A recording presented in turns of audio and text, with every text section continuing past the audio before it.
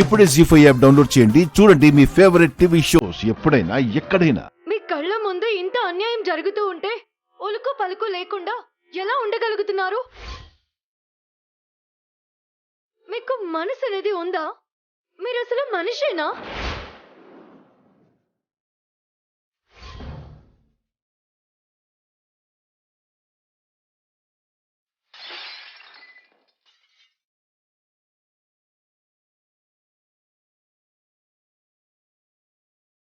ఏ సీత, నిన్ను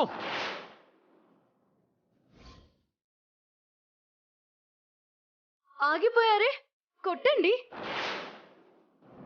మీకు చేతనైంది ఇదొక్కటే అని నిరూపించుకోండి.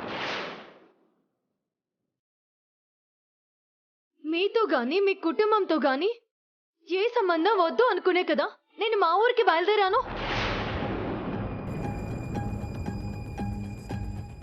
మమ్మల్ని ఎందుకు అనవసరంగా ఆపారు?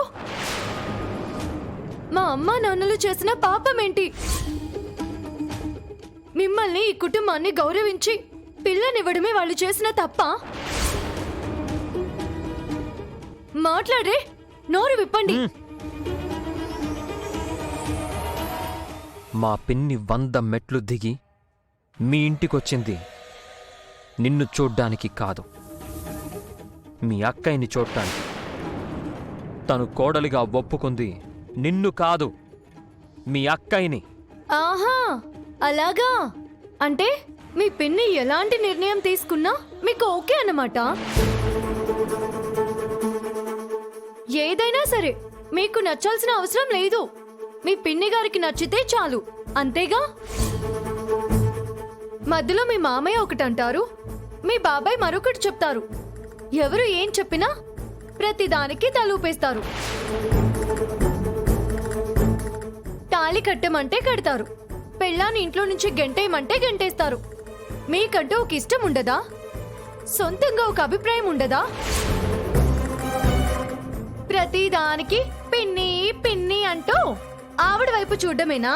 మా మావయ్య చెప్పాడని కాదు, ఆ సమయంలో మీ నాన్న ప్రాణాలు కాపాడడం కోసమే నీ మెళ్ళలో తాళి కట్టాను.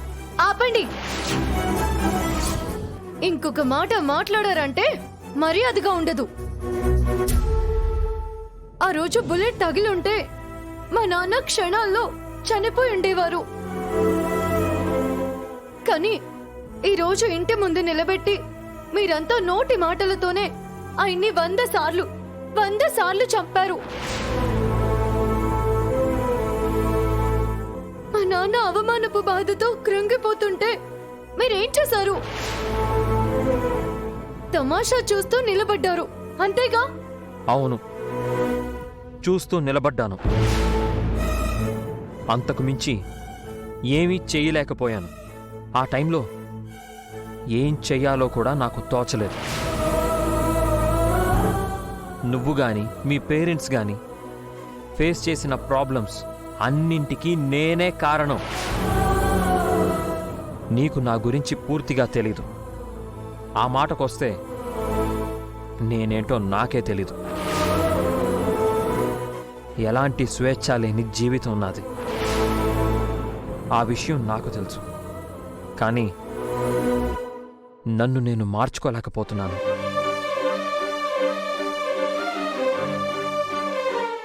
నువ్విప్పుడు నా మీద కోప్పడటానికి ఒక బలమైన కారణం ఎలా ఉందో, అలాగే నా మౌనానికి కూడా అంతకంటే బలమైన కారణం ఉంది. మా అమ్మ నా చిన్నప్పుడే చనిపోయింది. అమ్మ మొహం ఎలా ఉంటుందో కూడా నాకు జ్ఞాపకం లేదు.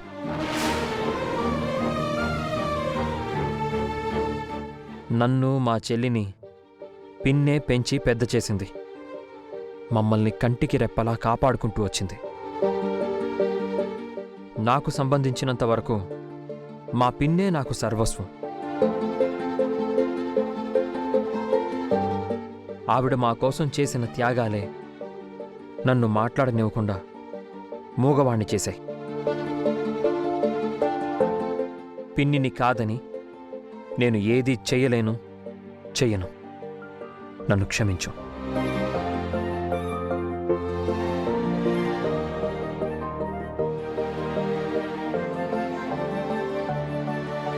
ఏంటి మహాలక్ష్మి ఇది? ఎందుకిలా మమ్మల్ని కంగారు పెట్టేశావు? నీ ఆవేశం చూసి మా గుండాగినంత పనైంది మహాలక్ష్మి. ఆ టెన్షన్లో బ్యాలెన్స్ తప్పి నువ్వేం నిర్ణయం తీసుకుంటావోనని అడలు చచ్చాం చెల్లాయ్. ఏంటి నేను చచ్చిపోతానని అనుకున్నారా? నేను ఆత్మహత్య చేసుకునేంత పిరికి దాన్ని అనుకున్నారా? ఇంకాసేపు నేను అక్కడే ఉంటే దాన్ని నా చేతులతోనే ఖచ్చితంగా చంపుండేదాన్ని.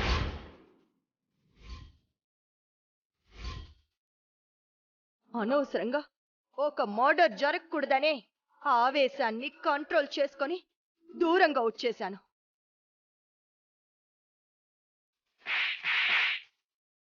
నువ్వు ఎవరితో మాట్లాడుతున్నావో తెలుసా? సీతాదేవితో మాట్లాడుతున్నావు. నో!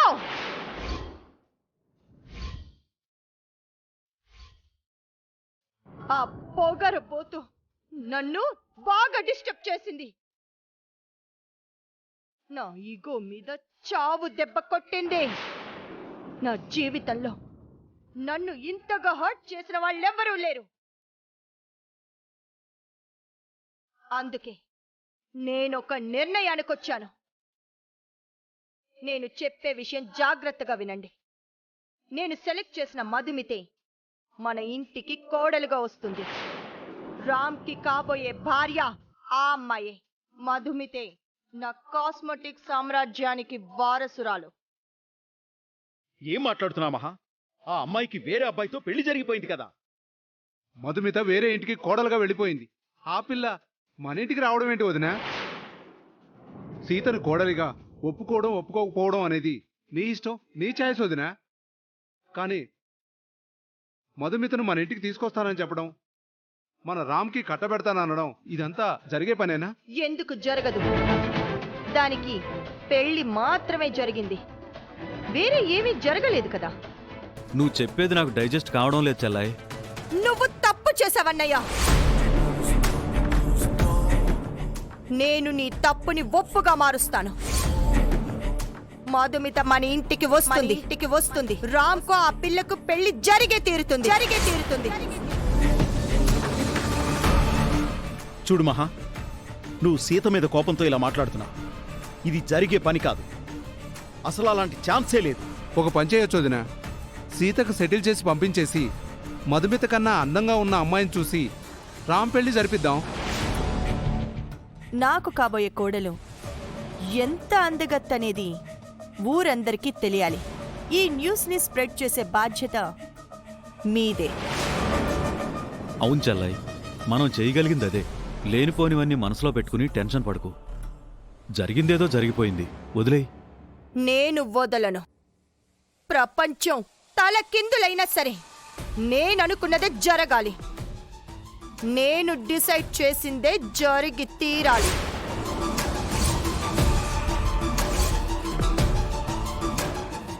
జీ5 యాప్ డౌన్లోడ్ చేసి అన్ని ఎపిసోడ్స్ పూర్తి ఉచితంగా చూడండి.